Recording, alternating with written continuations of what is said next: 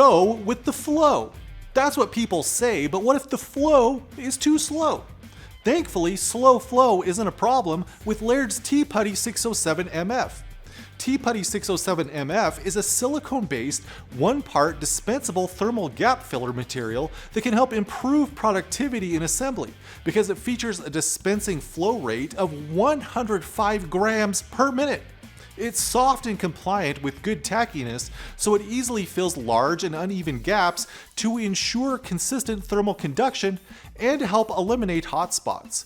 Thermal conductivity is 6.2 watts per meter Kelvin to deliver efficient cooling.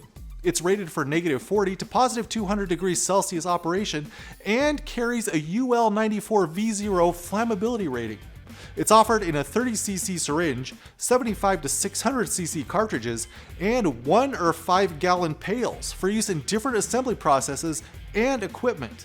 Its high flow, high thermal conductivity, and high reliability make it suitable for telecom base stations, GPUs, processors, high power automotive ECUs, and more.